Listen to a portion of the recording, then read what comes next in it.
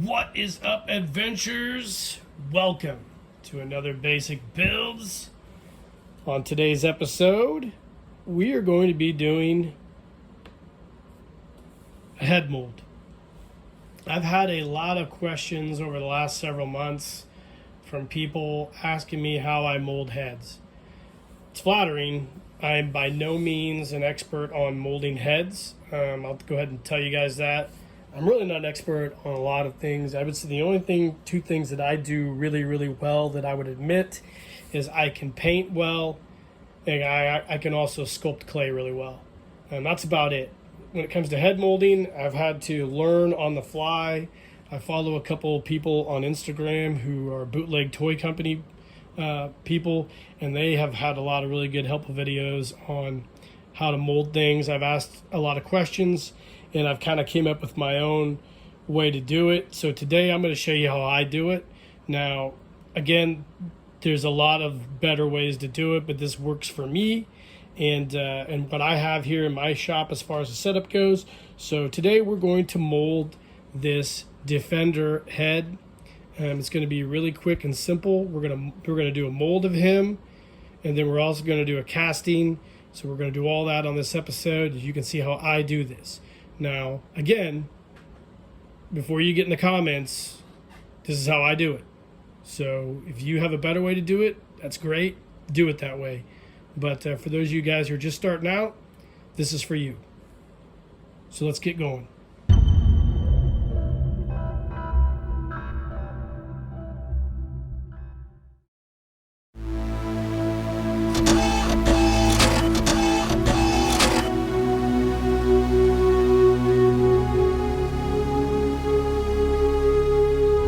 Keep living the adventure. Axis of awesome. Alright, welcome back, guys. So the first step is to build your mold box. Now there's a lot of different ways to build mold boxes and a lot of different things to use. You can use containers like cups, other plastic containers if you want. You can use Legos, but I usually use a cardboard mold box that I build out by hand using just spare cardboard and hot glue. You'll see what I'm going to do. I usually use these spare postal service boxes or whatever kind of cardboard you have on hand, and I go ahead and I just build my mold box and hot glue all the seams together to seal them up.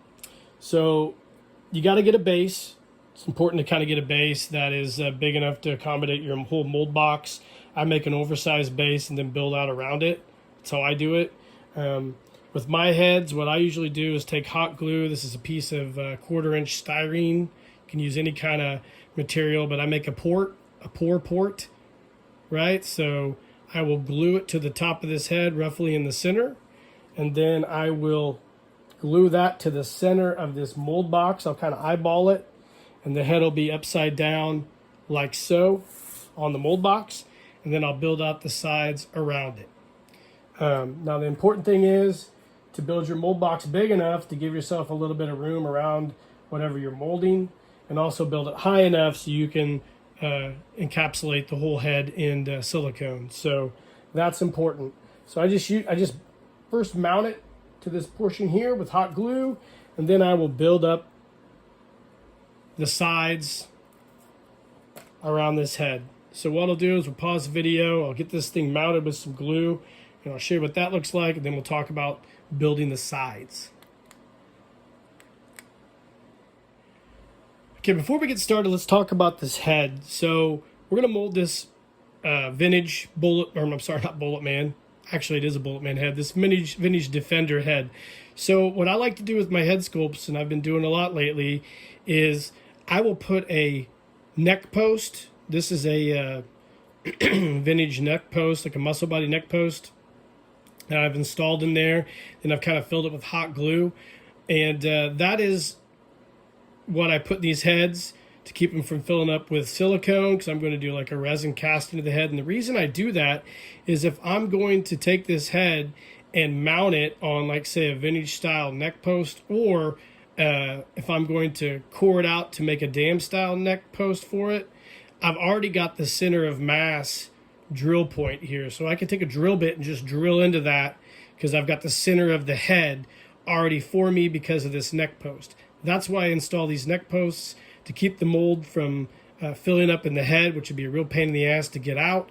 And also, I do that to give myself a drilling point if I want to core these out to make different head mounts. So that's what I do. If you want to do something similar, that's up to you. You can try to fill the whole head with silicone mold and try to get it out. I've never tried that. I'm sure there's people that do that, but I think that'd be kind of hard. But I don't know.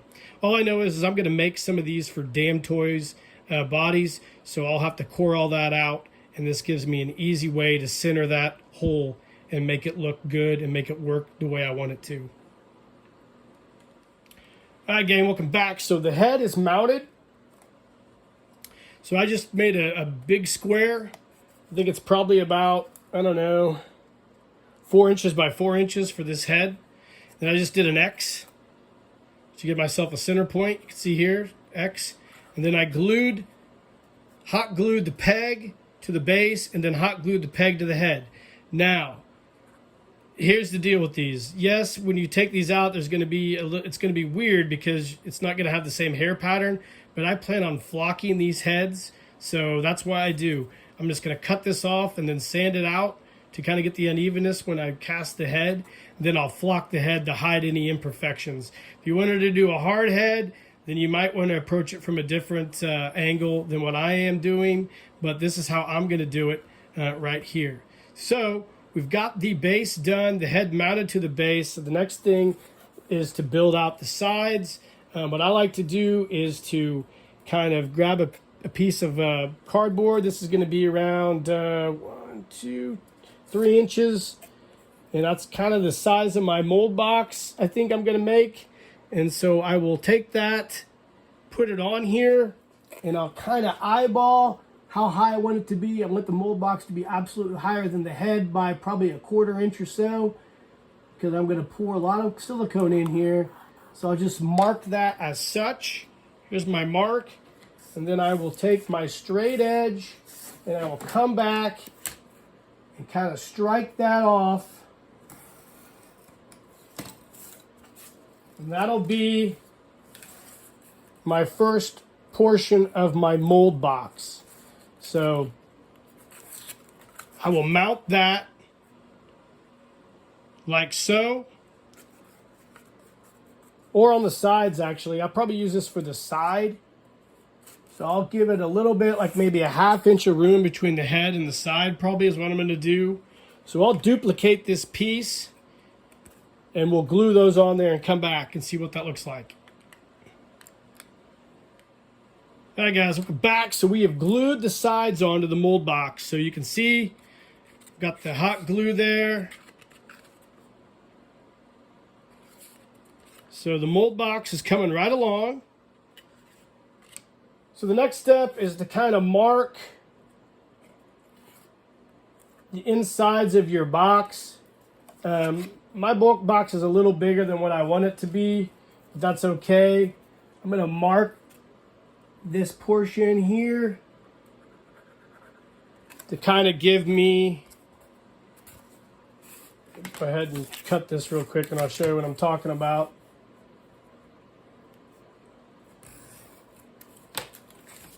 So I've went ahead and cut myself a portion here. Obviously it's not going to be that big. I'm going to cut it more to where it sits down in here. So probably take off another 1/16 of an inch kind of. Let's take a look here.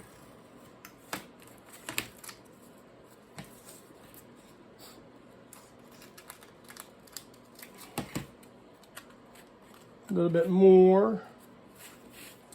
Kind of a trial and error thing for me. If I'm really trying to get like super anal about it, then I'll sit and I'll measure everything out. But it really doesn't have to be super close from a mathematical standpoint, in my opinion. It just has to be close enough. You can fill the gaps with hot glue if you want. Hot glue is gonna mask a lot of your issues. So there we go. So I've got my mold box here. So this portion is ready to go. Like so. I'll probably make it sit a little closer in there like this. and I'll make a duplicate piece here. So I'll go ahead and do that. I'll glue these in, and we'll see what this mold box looks like. So stay tuned. All right, gang, welcome back. So the mold box is built. Okay, so you can see what I've done. I cut the sides out, and then the other ends of it, and then I've glued them all together like such. It's kind of the gist of it. It's an easy mold box. I give myself plenty of room in here. I probably could have scooted this portion out a little bit more, but that's fine. Looks like about 3/8 of an inch from the nose. I don't mind that at all. Should be great. And I've given myself plenty of height here for the mold, so the mold will sit up there. It'll be close, but I think it's going to be just fine. We'll go ahead and pour the silicone to the very top of this. Like I said, I could have given myself a little more height, but whatever. It'll work. So next up, you need to go and you need to seal all the seams here with hot glue. Don't skimp. The more the better, because you want to prevent, if there is a leak or a blowout, the hot glue will keep it from, ruining your mold. So the next step is to go ahead and just seal all these seams really nice and well with hot glue, and then get ready to pour your mold. So we'll do that and come back and we'll take a look at that. Then we'll pour this baby. All right, gang, welcome back. So the head is in the mold box. The mold box is all sealed up with glue. You can see here, I sealed it up. A lot of hot glue, and this thing is ready to go. So we're gonna let the glue cure for about 20-30 minutes, and then we'll come back and we'll mix silicone and we'll pour this mold. So stay tuned. All right, would-be molders, it is time to pour our silicone. So the mold box is all done. The glue is set up. Everything is ready to go. Now, for those of you who wonder if I put some type of mold release on the head, no, I don't. These heads usually pop out super easy. So I'm just going to go ahead and forego that. But people do put mold releases on their items. So you do what you want. I don't do it. And I haven't had any problems. So I use a 2-part silicone mold. It's a super elastic platinum silicone rubber. You get this on Amazon. It's pricey. I've bought it on sale. It's usually when I buy it. It comes in 2 parts. You can tell I've made a lot of molds. So we should have enough to do this head. At least that was my plan. I go to Walmart and grab some of these great value 3-ounce cups. And then I also use the 20 or 9-ounce cups as well. What I like to do is just mix 2 equal parts of the silicone in these cups here. These 2-ounce ones. And then I pour them into this, mix it, then pour it into the mold. Now, if you really want to get specific and get real anal, you can figure your volume in inches here, and then you can also assume, the volume of water to cubic inches, and you can calculate how much of this you're going to need. If you just assume this is the same as water, which is probably not. The specific gravities are absolutely different, I would imagine. And then weigh it all on a scale and do it that way. I don't usually do that because I make such small molds that I just kind of eyeball it, but definitely you can do that, but make sure you subtract out the volume of the head. You can do that as well, but like I said, I'm a baller on a budget. I'm not going through all that calculation. I usually make a little more than what I need, and I don't mind eating a little bit, but that's me. So let's grab our rubber gloves here. I always suggest to use rubber gloves just because you never know. I use a nice heavy rubber glove, and then let's eyeball and pour our parts in here. So I'm going to fill up each cup to about 1/4 inch below the lip to make sure I have enough silicone. It's close. And if we have to add more, we can. I kind of just put the cups together and pour them, and then kind of eyeball where they're supposed to be. Again, it doesn't have to be super close. I know some people think it does, but I don't think so. Like I said, I've never had any problems. But that doesn't mean that the problems don't exist. I have a nice rag here. I got an old baby sock. Saved all my son's baby socks to use as rags. And then I just take my silicone and I just dump them in, same time.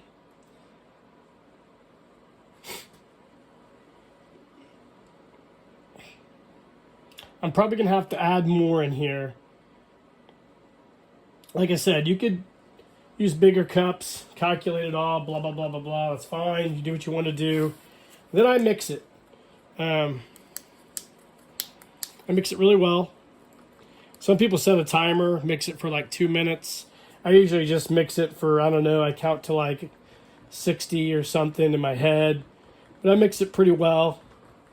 Doesn't take a lot to mix this. Another thing, you want to make sure you're on a level surface. I think you guys should all know that. I mean, hopefully, you know that you're supposed to be on a level surface when you pour a mold. But I figured I'd just say that just in case. Okay, so there we go. Dry that off. I pinch the cup a little bit, give me a little pour spout, and then I just start dumping it in. I dump it from high up. Kind of go around the mold. Looks like we're definitely going to have enough. Hopefully.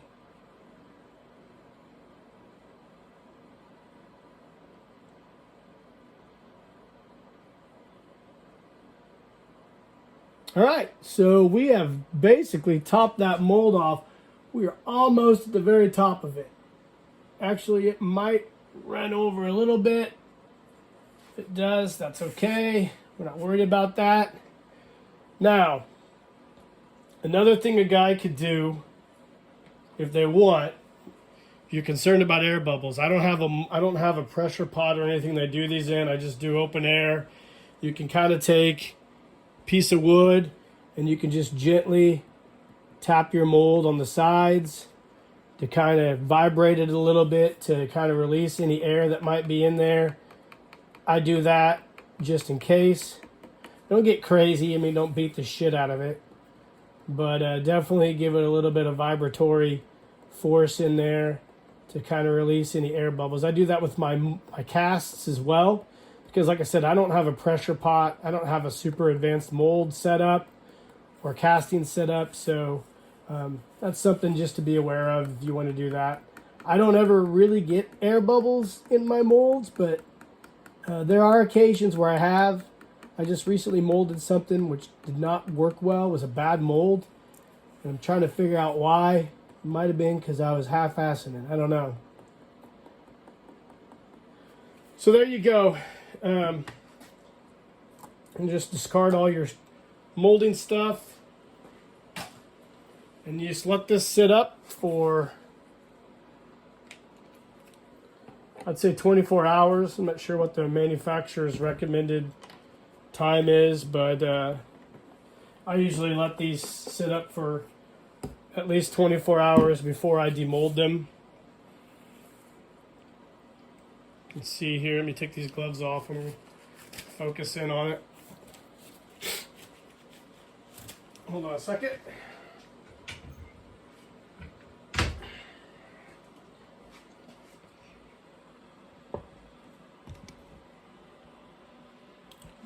There you go. So there's your mold in all its glory right here. So like I said, we'll let it sit for about 24 hours, you know, just to make sure that everything works well. And then we'll just go ahead and demold this head. So we'll wait 24 hours, we'll come back, we'll demold it, and then hopefully we can talk about casting this bad boy. So stay tuned. All right, gang, welcome back. So we've let this mold sit for about 24 hours, maybe a little longer. So now it's time to demold this head. So basically all you're going to do is you're going to rip it out of this thing. Don't be shy. You're not going to use the cardboard over again. Just rip it out. You're not going to hurt the silicone. This stuff is extremely tough and durable. So just start taking it out. And pulling it out of this cardboard. Peeling all this stuff off. Should come off relatively easily. There you go.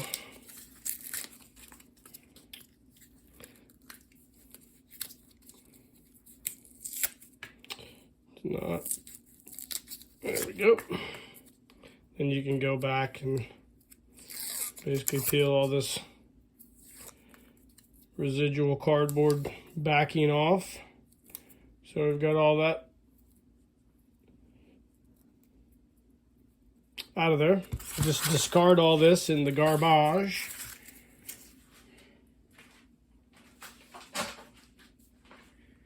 Next up is taking the head out. So if you guys remember from the first part of this video, here's my dryer. First part of this video, we got the mold port, or the port here. Just pop that out, and that leaves you with a small hole here. You can see the head in there. I usually just take a razor knife and I just kind of cut a zigzag, probably like maybe 4 or so along these lines, like so.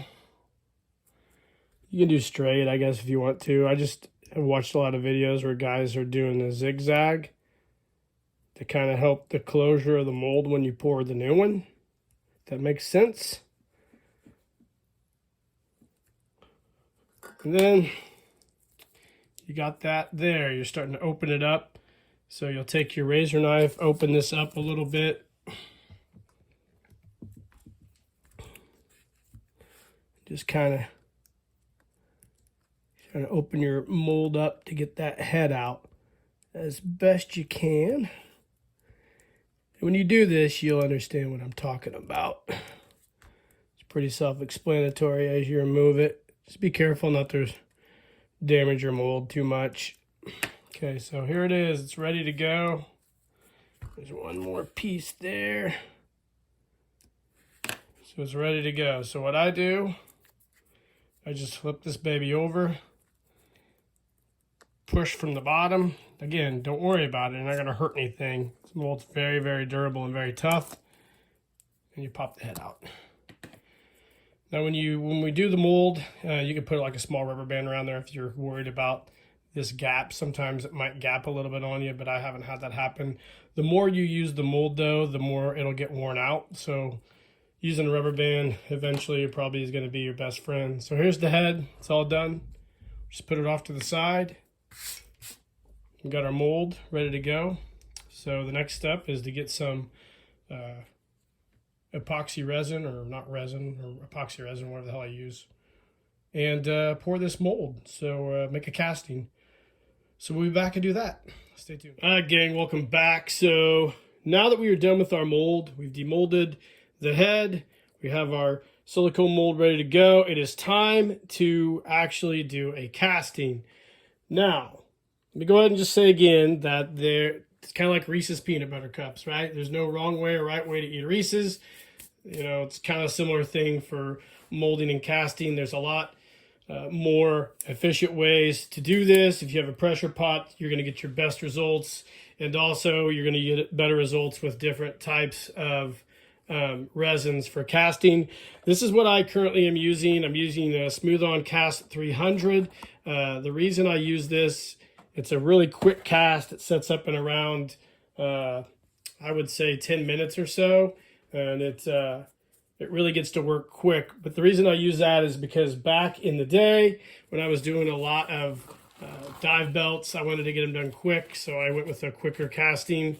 You're going to get lesser quality and maybe some more air bubbles the way I do it, but it usually always turns out okay. So you're going to have a few mess ups in between there. So that's what I use. It comes in 2 parts. You can get it for around 25 bucks shipped from Amazon plus tax, whatever. So I just use these basic Walmart 3-ounce cups, and I have just a generic food scale from Walmart. So this is how I do the casting. So let's go ahead. Get the scale ready to go. I zero it out. Throw the cup on there. Zero it out. And then go ahead and do your parts. I know from previous heads that I've done that the weight in ounces of the heads is around 0.9 ounces. So we'll try to do somewhere around, I would say, 0.9. We'll probably go like 1.0. So we'll do the first, we zero out the cup, right? So we've zeroed it out, and we'll do the first part. Doesn't matter how you want to do it. So we're going to put in 0.5 ounces.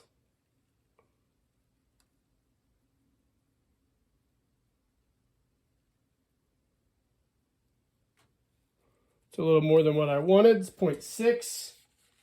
You can always dump a little bit back in there.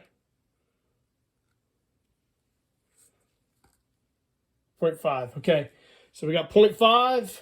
I would always put the cap back on these because inevitably you will knock one over. Also, it's nice to have a rag laying around and to wipe your containers off after every use. So let's zero this out again.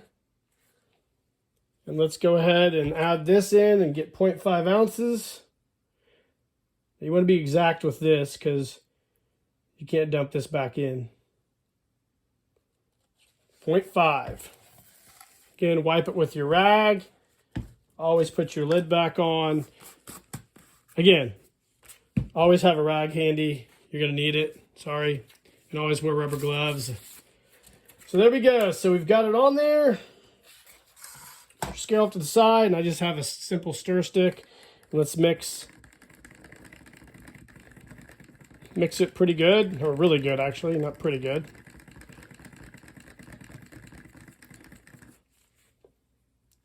Wipe your stick off. Now this is the hard part. You're going to want to kind of take your cup, kind of give it a little bit of a pinch, and just dump it in there slowly like so.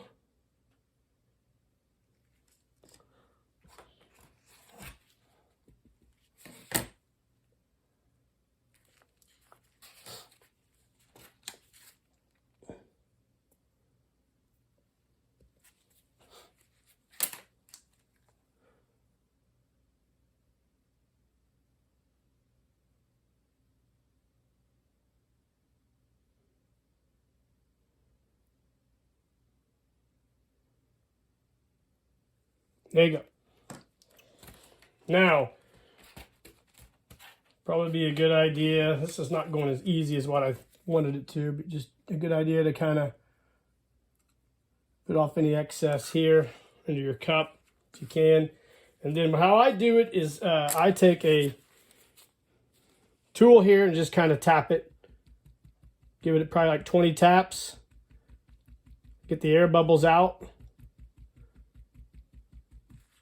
Spin it around 20 taps. Just keep going around for a little while until you don't really see any air bubbles in there.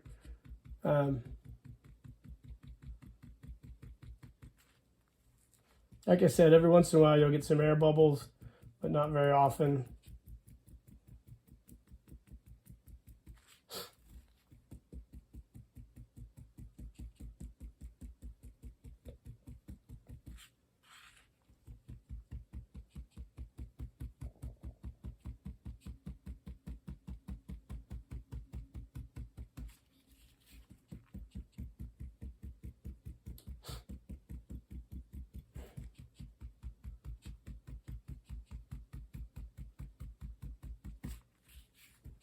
Just keep going around for a little bit.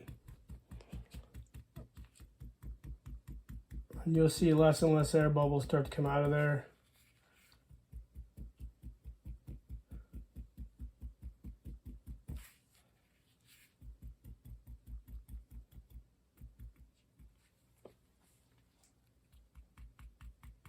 There you go. So kind of clean that off a little more.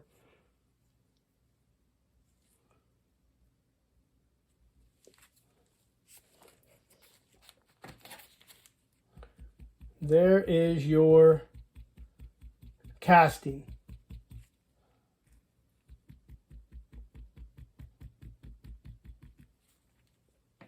So the next thing to do, wipe all this excess resin, is to let this thing sit and set up, and then we'll pop it out of the head. So I'll see you here in a few.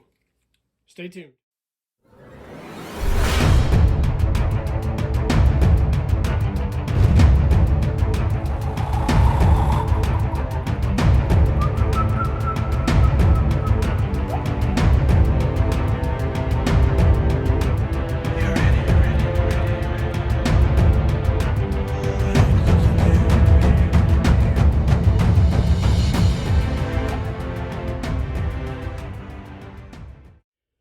All right, gang, welcome back. Moment of truth. We've let this thing sit up. Peel off all these pieces of resin from the mold, and just like when we demolded it the last time, go ahead and start at the bottom and eject that head out, and there you go.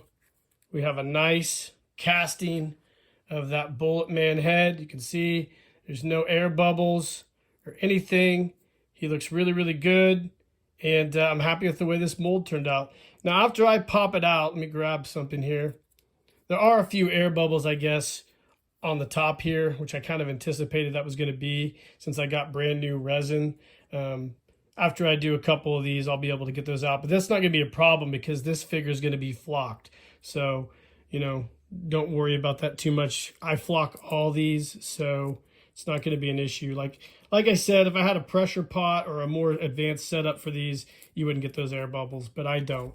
So hold on a second.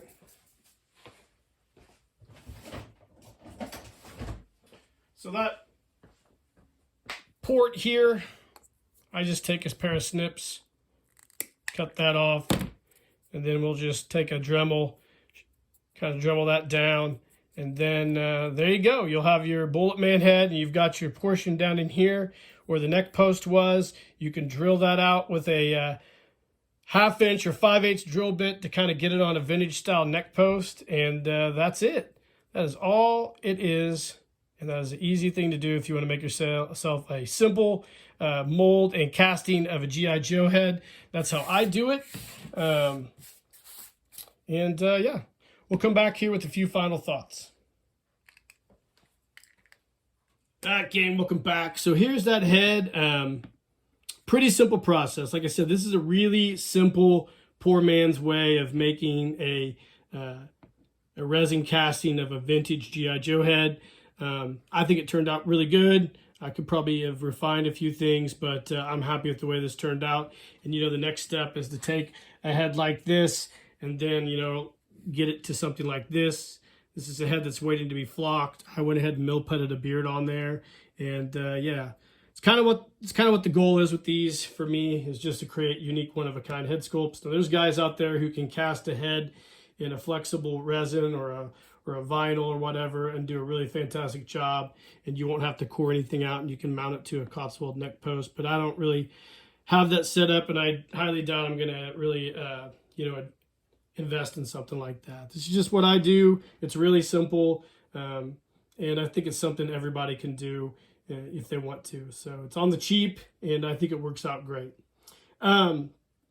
Lastly, you know, you can do a 3D print of these as well. A lot of guys like to get on the 3D printer and do stuff, but I will tell you the advantages to molding and casting a head are, with 3D printing, you're basically not copying the exact head.